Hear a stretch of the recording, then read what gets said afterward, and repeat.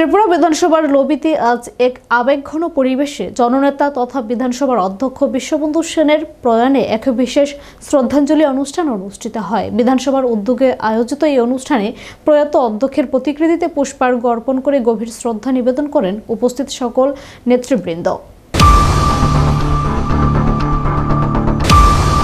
বিধানসভা লবিতে প্রয়াত অধ্যক্ষ বিশ্ববন্ধু সেনকে অশ্রু ভেজা শ্রদ্ধাঞ্জলি জানালেন উপস্থিত বিধায়ক, মন্ত্রী এবং অন্যান্য সদস্যরা। এদিনের অনুষ্ঠানে উপস্থিত ছিলেন বিধানসভার ভারপ্রাপ্ত অধ্যক্ষ রামপ্রসাদ পাল, বিধানসভার বিরোধী দলনেতা জিতেন্দ্র চৌধুরী, সংসদীয় বিষয়ক মন্ত্রী রতনলাল নাথ, বিধানসভার মুখ্য সচেতক কল্যাণী সাহা রায় এবং বিধানসভার সচিব সহ অন্যান্য ও উচ্চপদস্থ আধিকারিক ও কর্মীবৃন্দ। অনুষ্ঠানে বক্তব্য রাখতে গিয়ে অতিথিরা প্রয়াত অধ্যক্ষের বর্ণময় রাজনৈতিক জীবন এবং বিধানসভা পরিচালনায় তার নিরপেক্ষ ও বলিষ্ঠ ভূমিকার কথা স্মরণ করেন। ভারপ্রাপ্ত অধ্যক্ষ রামপ্রসাদ পাল বলেন, বিশ্ববন্ধু বাবু কেবল একজন দক্ষ প্রশাসকই ছিলেন না, তিনি ছিলেন একজন বড় মাপের মানুষ। তার অভাব এবং অভিভাবকত্ব বিধানসভা প্রতিটি মুহূর্তে অনুভব করবে। আমরা একজন অভিভাবককে হারালাম। বিধানসভার মর্যাদা রক্ষায় তিনি যে আপোষহীন মনোভাব দেখাতেন তা আমাদের সকলের পাথেয় হওয়া উচিত। তিনি প্রত্যেক বিধায়কের অধিকার সুনিশ্চিত করতে সচেষ্ট থাকতেন। যাই হোক, আমাকে আমার দল ডিসিশন দিয়েছে, আমি ডেপুটি স্পিকারের দায়িত্ব নিয়েছি, কিন্তু উনি আমাকে বলেছে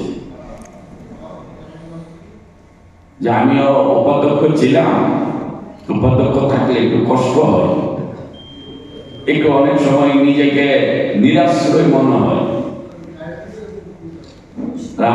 প্রসাদ বাবু, আপনি চিন্তা করবেন না, আমি স্পিকার, আমি এই চেয়ারটা। বিরোধী দলনেতা জিতেন্দ্র চৌধুরী তার বক্তব্যে বলেন, রাজনৈতিক মত পার্থক্য থাকা সত্ত্বেও বিধানসভার বাইরে ও ভেতরে তার সাথে ব্যক্তিগত সম্পর্ক ছিল অত্যন্ত মধুর। তিনি গণতান্ত্রিক মূল্যবোধকে সর্বদা সম্মান জানাতেন। একজন অধ্যক্ষ হিসেবে তিনি শাসক বিরোধী ও দুই পক্ষকে সমান গুরুত্ব দিয়ে শোনার চেষ্টা করতেন। বিধানসভার বাইরে তার সাথে কাটানো মুহূর্তগুলো আজ বারবার মনে পড়ছে। তার মৃত্যুতে রাজ্যের সংসদীয় রাজনীতিতে এক বিশাল শূন্যতার সৃষ্টি হলো। হঠাৎ করে চিন্তা করছিলাম যে না, আমার ওই বিধানসভার কথা মনে পড়ে গেল যে না, বিশ্ববন্ধু বাবু আমাদের মাননীয় প্রয়াত স্পিকার মহোদয় যে রেল ডিভিশন, আমি এক্স্যাক্টলি সেটাই বলেছি, ত্রিপুরার যে একটা রেল ডিভিশন চাই, এটা এবং ধর্মনগরে হোক। কেন ধর্মনগর আসলো, আগরতলা কেন আসলো না আমার মনেও। এই যে ওনার সাথে যে প্রায় এই 8 থেকে 2014 সাল অবধি প্রায় 6 বছর, এই যে প্রায় প্রত্যেক অধিবেশনে যে শুনেছি ধর্মনগর, আমার থেকে এটা বেরিয়ে যায়নি। অর্থাৎ এটা প্রভাবিত করেছে এবং তার সে বক্তব্য আমি অনুনীত করেছি। সংসদীয় বিষয়ক মন্ত্রী রতনলাল নাথ তার স্মৃতিচারণে বলেন, বিশ্ববন্ধু সেনের কাজের ধরন এবং সাধারণ মানুষের প্রতি তার অঙ্গীকার আগামীর জনপ্রতিনিধিদের কাছে অনুপ্রেরণা হয়ে থাকবে। বিশ্ববন্ধু সেন ছিলেন তড়িৎকর্মা এবং স্পষ্টভাষী। বিধানসভার নিয়ম কানুন সম্পর্কে তার অগাধ জ্ঞান ছিল। তার হাসি খুশি মুখটি আজ বিধানসভা লবিতে মিস করছি। তিনি দলমতের ঊর্ধ্বে উঠে মানুষের জন্য কাজ করার চেষ্টা করতেন। তারা কর্মীদের মানুষের দুঃখ কোনদিন বুঝবে না। কেউ করতে দেখবেন হঠাৎ করে রাজনীতিবিদ হয়ে যায়, জনপ্রতিনিধি হয়ে যায়, আবার রাজনীতিতে হারিয়ে যায়।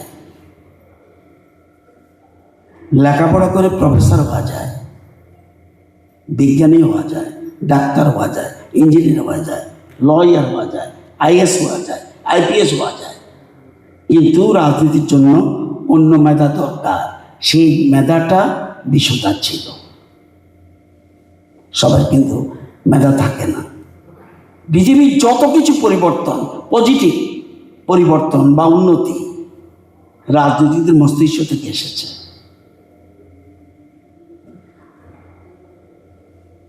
আমার মনে আছে, আমি একবার আর্ট অফ লিভিং এর কর্ণধার শ্রী শ্রী রবিশঙ্করের ব্যাঙ্গালোরে গিয়েছিলাম 20 বছর আগে।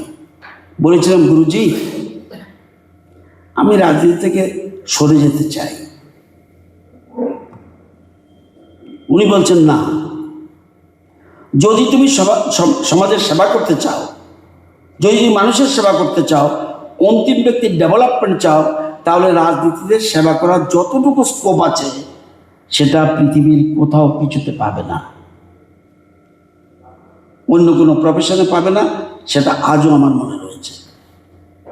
রাজনৈতিক বিধানসভার মুখ্য সচেতক কল্যাণী সাহা রায় নিজের বক্তব্যে বলেন, অধ্যক্ষ হিসেবে তিনি আমাদের সব সময় সঠিক পথে পরিচালিত করেছেন।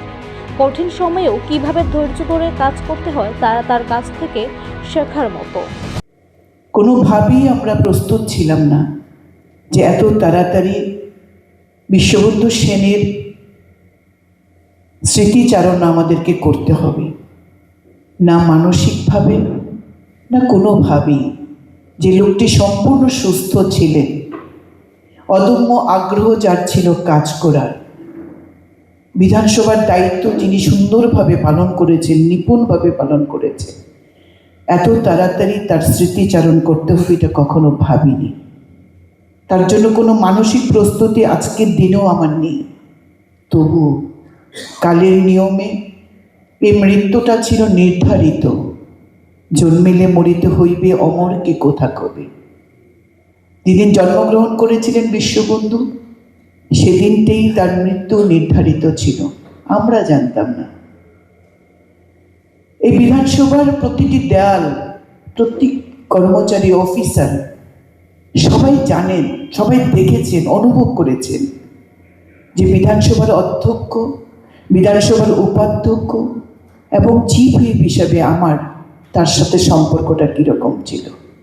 এই সম্পর্কটা কোনোভাবেই শুধুমাত্র অফিসিয়াল ছিল না, তিনি আমার কাছে বড় ভাইয়ের মতো ছিলেন।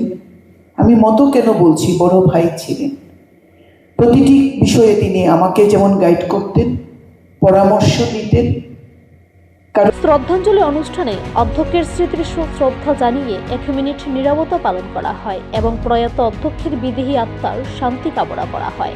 সমগ্র বিধানসভা চত্বর আজ সুখের ছায়ায় ম্লান ছিল, যেখানে সকলেই এক বাক্যে স্বীকার করেছেন যে বিশ্ববন্ধু সেনের অনুপস্থিতি ত্রিপুরার প্রশাসনিক ও রাজনৈতিক ক্ষেত্রে অপূরণীয় ক্ষতি। নিজস্ব প্রতিনিধি রিপোর্ট, এশিয়ান টাইমস।